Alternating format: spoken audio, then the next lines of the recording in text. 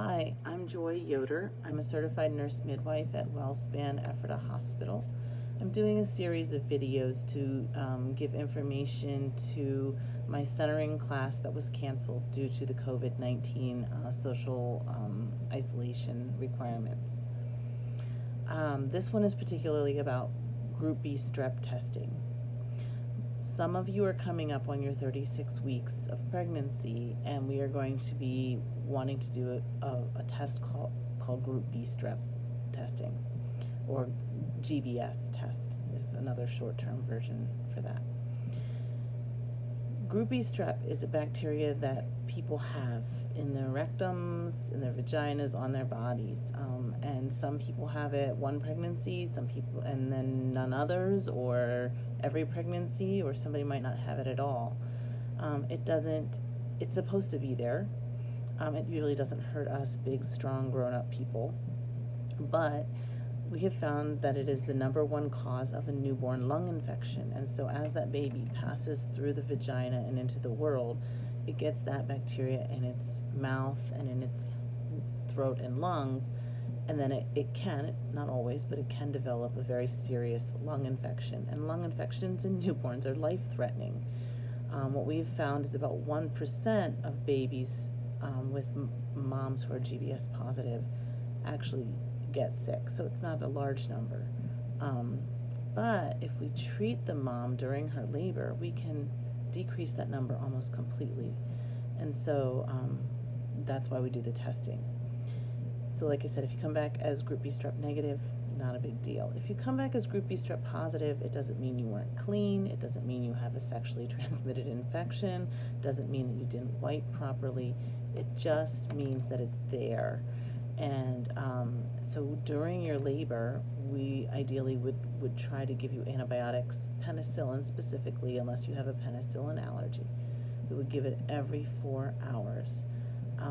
The first dose is 5 million units. The second dose is, and thereafter, is just 2.5 million units. It is given through the IV. And so for people who want to have limited interventions, we can hook the IV up and then give the dose, and you can still walk around with your IV pole if you want or whatever. Once the dose is over, we unhook that and let you continue to move on your way. So every 4 hours until the baby's born is how we would treat. Trying to think. If we don't have enough time, so say you come in and you're ready to have your baby and you give birth, and we don't have time to give any or at least 2 doses of antibiotics in, then really there's nothing that can be done about that. We would just, the hospital, the nursery would monitor the baby for signs of infection. Occasionally your pediatrician in the hospital will want to do some other testing, and usually they try to keep the babies for about 48 hours. And if everything seems clear, then we discharge home. Generally, what I see is the risk for infection is if the labor is long and prolonged and the water's been broke for a long period of time. Then I see that risk for infection is actually much more than, say, somebody who comes in, her water is broken an hour ago, and she's laboring fast and delivers a baby quickly.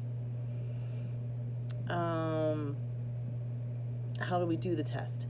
So the test is just a Q-tip swab, goes in the vagina about yay far, and then at the rectum as well. So it's often swiped down the perineum and then at the rectum. Many places do it multiple different ways. So we can do it here. We often do. Women tend to say, no, you go ahead and do it. That's fine. And we can do it for you. Or some women prefer to do it themselves. And that's fine. We tell you how to do it and have you do it. We don't want you shoving the Q-tip too far up in or anything like that. But what I have found is that it is scratchy. It's not terribly painful. And it's a quick test to do.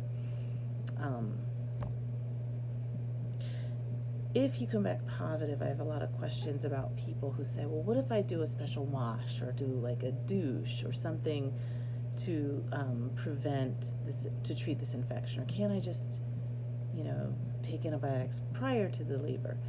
No, really, that is not effective treatment. It does not decrease those risks of newborn lung infection.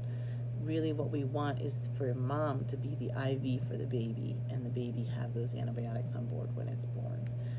Actually, douching and washing can decrease or change the vaginal flora in other ways, and then risk for infection is increased. So I really do discourage douching in any way, at all times.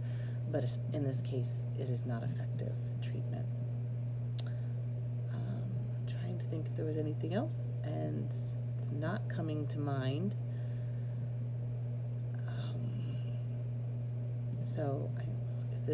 Hopefully this was helpful, and yep, we're looking forward to some more videos on different topics. Thank you.